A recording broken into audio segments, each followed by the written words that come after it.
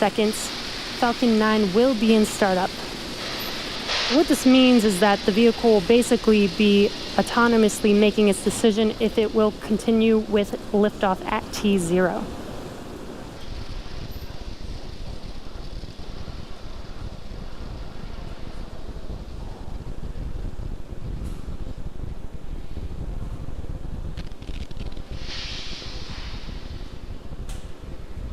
Falcon 9 is in startup.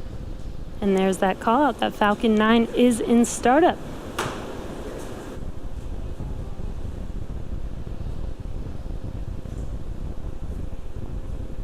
Go for launch. And at T-minus 45 seconds, there was that call out for go for launch. Again, that was the Falcon 9 rocket making that decision autonomously. Now we are T-minus 30 seconds from liftoff of our Starlink payload tonight. So let's listen in and watch liftoff.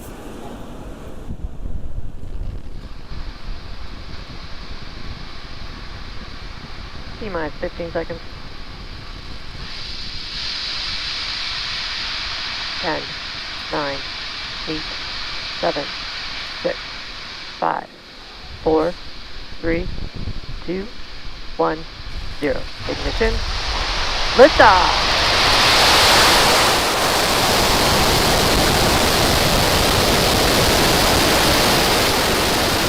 Falcon 9 pushing down range.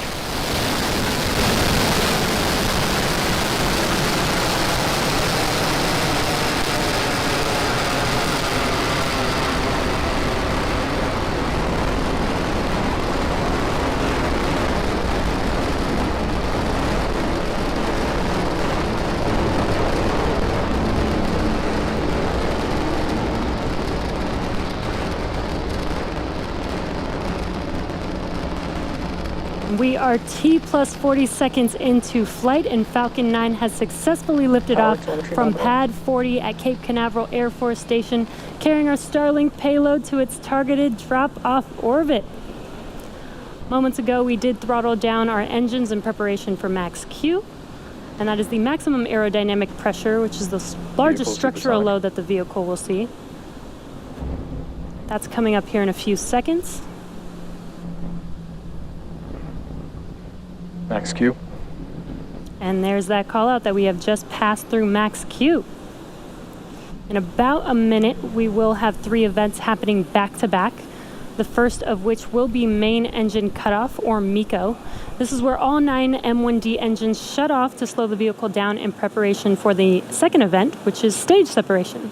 Stage separation is where the first stage separates from the second stage, with the first stage starting to make its way back to Earth for landing, and stage 2 continuing on its journey, with the third event called SES1, or second engine start 1. And that's where the MVAC engine lights up on the second stage and propels the second stage along with the Starlink satellites to its drop-off orbit. We are at T plus 2 minutes and 5 seconds, so we're just about 25 seconds away from those 3 events. Again, that is MECO, stage separation, and SES1, or second engine start 1.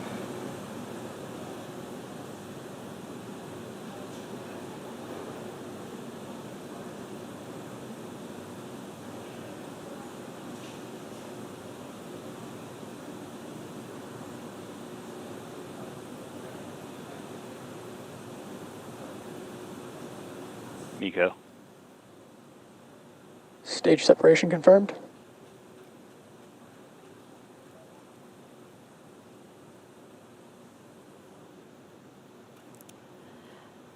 And there you can see on your screen, on the left screen, we had main engine cutoff and stage separation. On your right screen is the second stage MVAC engine lighting up, glowing bright red there. And it is a bit dark on the East Coast, but you can see on your left screen that first stage, those grid fins are deploying. And on your right screen, we have fairing deploy coming up here. Separation confirmed. And there is that confirmation of fairing deploy. Now let's see if those fairing halves can be recovered by our recovery ships, Mystery and Mischief today. Again, we won't have that live. That will happen around T plus 40 minutes. So check in with our social media accounts for updates on those fairing halves.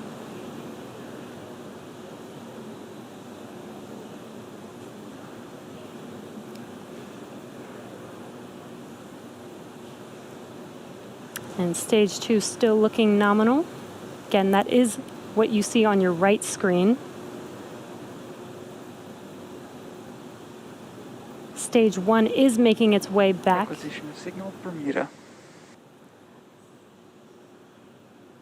And as the first stage makes its way back to Earth, it will perform 2 burns, the first of which will be the entry burn, and that is where 3 of the 9 M1D engines reignite, and this helps slow the vehicle down as it re-enters back into the upper part of the Earth's atmosphere.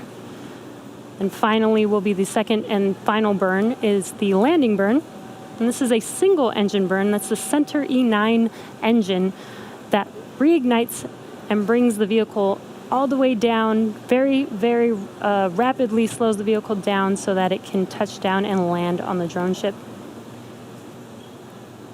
Again, we are attempting to land the first stage today on Just Read the Instructions, as our Of Course I Still Love You drone ship was occupied with our Demo 2 vehicle from over the weekend up until last night.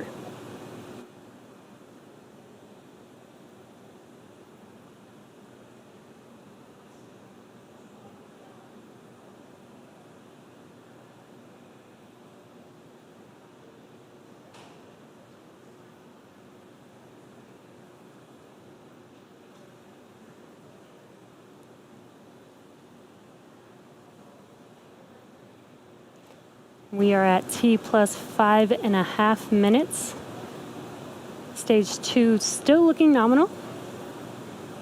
And first stage making its way back. That first burn, that entry burn, will be coming up in about a minute from now, around T plus 6 minutes and 45 seconds.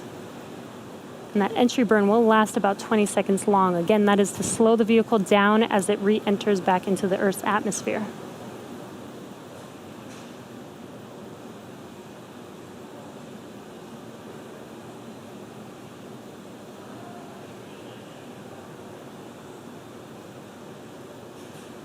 Stage 2 on your right screen, still on a nominal trajectory.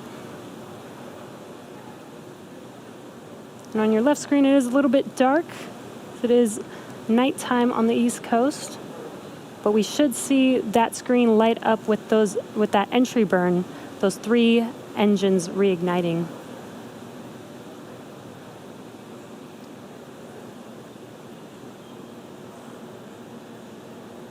Stage 1 FTS has saved.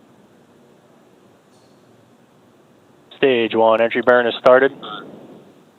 And there you hear that call out, as well as a visual confirmation that those engines have reignited.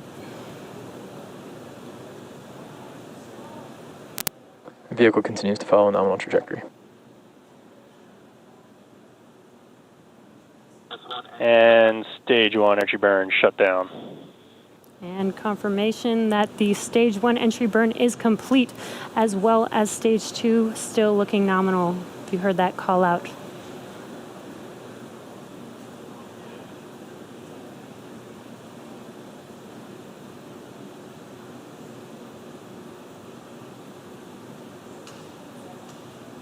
Coming up next is the landing burn around T plus 8.5 minutes, around 8 minutes and 24 seconds.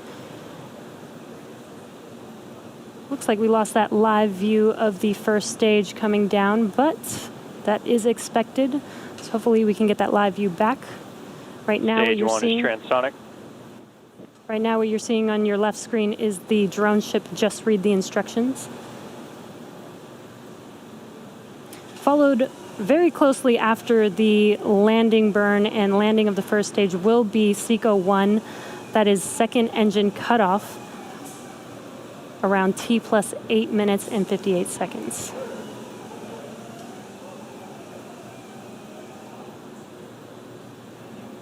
Stage 1 landing burn has started.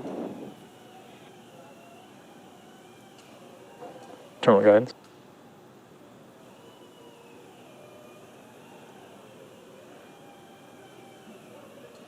Landing legs have deployed. Stage 2 FTS has saved.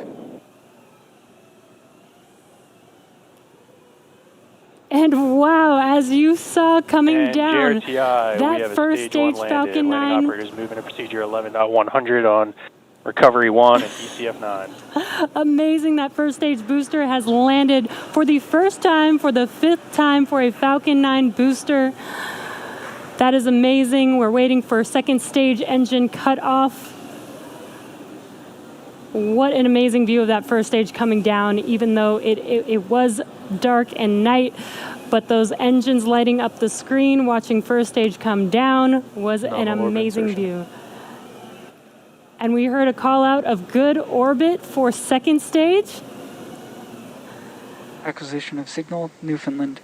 And now that second stage is going to, now that second stage is in a good orbit, it's going to coast for a few minutes. And during this time, it will start to spin along its central axis, giving these Starlink satellites the momentum that they need to space themselves out over time after they deploy. So we will take a quick break and return back here at T plus 14 minutes.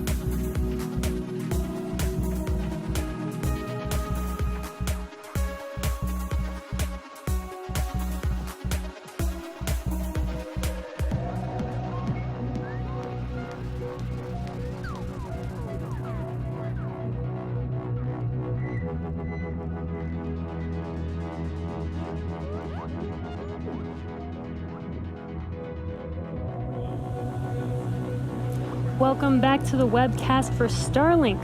So far, we had an on-time liftoff tonight. Stage 1 successfully separated from Stage 2 and made its way back to land on our drone ship. Just read the instructions, which was the first time a booster has landed for a 5th time in SpaceX history. So very exciting. Stage 2 is still nominal.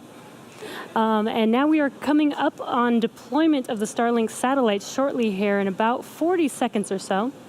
And we firmly believe in the importance of a natural night sky for all of us to enjoy, which is why we have been working with leading astronomers around the world to better understand the specifics of their observations and engineering changes we can make to reduce satellite brightness. One measure we're taking to accomplish this is by adding a deployable visor to the satellite to block sunlight from hitting the brightest parts of the spacecraft. Now let's listen into that call out for payload deploy.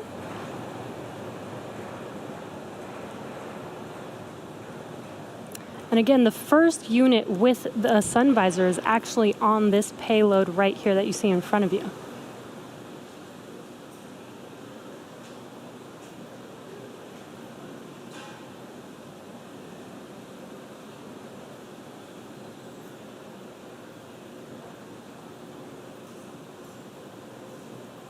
Payload deploy confirmed.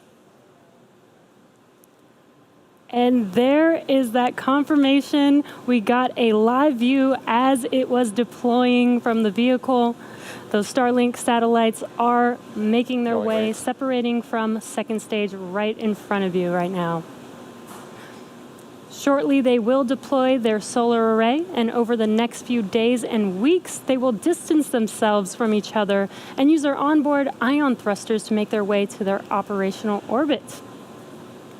And also, just to note, tomorrow is June 4th. That was actually the anniversary of our first Falcon flight. 10-year anniversary of our first flight. So very exciting time. First Falcon 9 flight. So very, very exciting times. And that brings our webcast to a close. Follow our website and social media platforms for updates on our next missions and milestones. And as the work goes on to build a better, more exciting future, please stay safe, stay healthy, and we'll see you at the next launch.